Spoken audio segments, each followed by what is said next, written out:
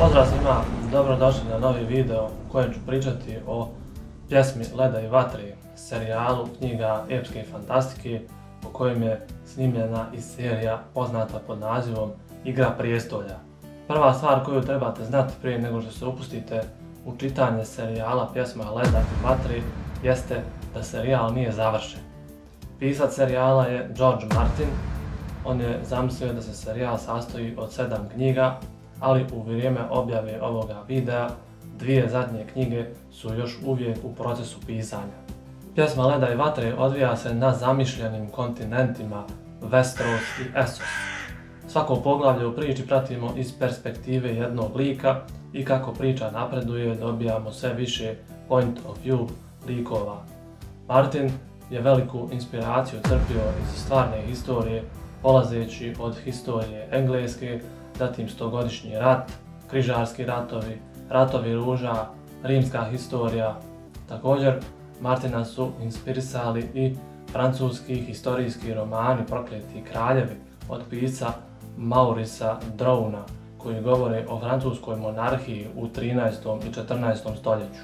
Martin je zaslužan za proširivanje žanra epske fantastike, uvodeći u njega sadržaje za odrasle. Iako moderna fantazija često može prihvatiti neobičnosti, serijal Pjesma Leda i vatre općenito je hvaljen zbog onoga što se doživljava kao neka vrsta srednjovjekovnog realizma. Vjerujući da bi se magija trebala umjereno koristiti u žanru epske fantastike, Martin stavlja manji naglasak na magiju i čarobnjaštvo, a više se fokusira na bitke, političke spletke i likove.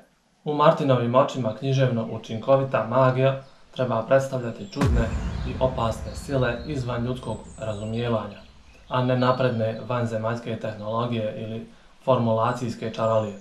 Kao takvi, likovi u ovome serijalu razumiju samo prirodne aspekte svog svijeta, ali ne i čarobne elemente poput ostalih i mitskih bića kao što su zmajevi.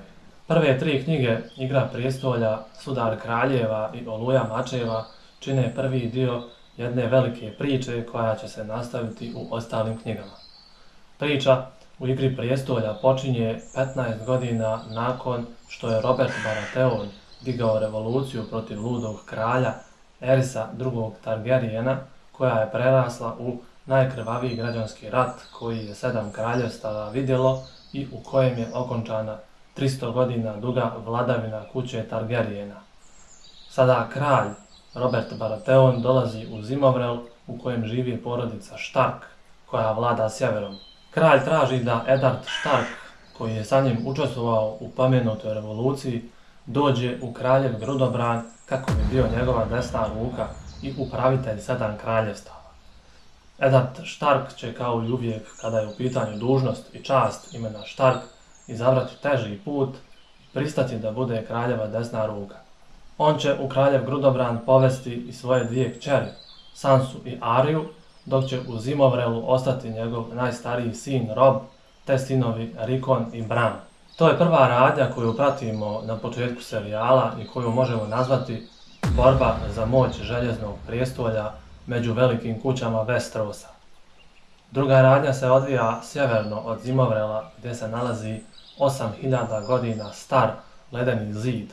To je mjesto gdje se u noćnu stražu šalju lopovi, ubice i drugi nepoželjni da obuku zrno i brane zid od svega što se nalazi sa njegove druge strane. Tamo zapravo pušu hladni vjetrovi, stalno je zima i sada se tamo počinju okupljati mračne i nadprirodne sile. Na zid je poslat i Jon Snježni, kopile Eddarda Starka. Jon Snježni zbog okoline koja ga cijelog života odbija, odlučuje da ode na zid i obuče crno kako bi štitio 7 kraljevstava. I treća radnja se odvija na istoku, na kontinentu Essos. Tamo se nalazi Daenerys Targaryen, posljednja preživjela iz moćne kuće Targaryena. Za dinastiju Targaryena se kaže da u sebi imaju zmajsku krv i da su nekad u prošlosti mogli kontrolisati zmajeve. Daenerys je odlučna u tome da vrati vlast nad 7 kraljevstava koja joj po pravu pripada. Ali da bi to uradila treba joj vojska i ljudi kojima može vjerovati. Ona je zapravo primorana da zaključi brak sa vođom Dotraki plemena kako bi došla do vojske. Kao poklon za vjenčanje dobila je 3 zmajeva jajeta, iako zmajevi dugo vremena unazad ne postoje. Nakon prve 3 knjige priča se nastavlja u knjigama Gozba za vrane i Ples sa zmajevima. U ovim knjigama se radnja odvija paralelno, odnosno radnja u obje knjige počinje odmah nakon završetka knjige Oluja mačeva. Martin je u njima pokrio događaje koji se odvijaju u Kraljevom Grudobranu, Dorni, Željeznim otocima, riječnim zemljama, zatim na sjeveru, uključujući Zimovrel i Zid, te na istoku, na Esosu. Dakle, puno priča je započeto u ove 2 knjige, a za njihovo razrješenje ćemo sačekati da pisac napiše posljednje 2 knjige koje bi se trebale zvati Vjetrovi zime i San o proljeću. U nastavku ću pomenuti nekoliko knjiga koje su povezane sa serijalom Pjesma leda i vatre. Prva od tih knjiga je Vitez 7 kraljevstava koja se sastoji od 3 povezane priče. Vitez lutalica, Zakleti mač i Tajanstveni vitez. Ove priče se odvijaju 100 godina prije događaja u serijalu Pjesma leda i vatre. Radi se o vremenu nakon prve Blackfire revolucije. Ovo su priče o Ser Danku i njegovom neobičnom štitonoši, kroz koje nam Martin pruža obilje zanimljivih likova, domišljate dijaloge, napetu akciju punu obrta i pogled na Westeros kakav je bio davno, prije nego što su se junaci Pjesme leda i vatre rodili, i na događaje koji će u mnogo čemu oblikovati njihove sudbine i njihovo doba. Sljedeća knjiga je Svijet leda i vatre. Ona predstavlja sveobuhvatnu historiju 7 kraljevstava i pruža žive opise epskih bitaka, ljutih suparništava i smjelih revolucija iz kojih su proistekli događaji opisani u romanima iz serijala Pjesma leda i vatre.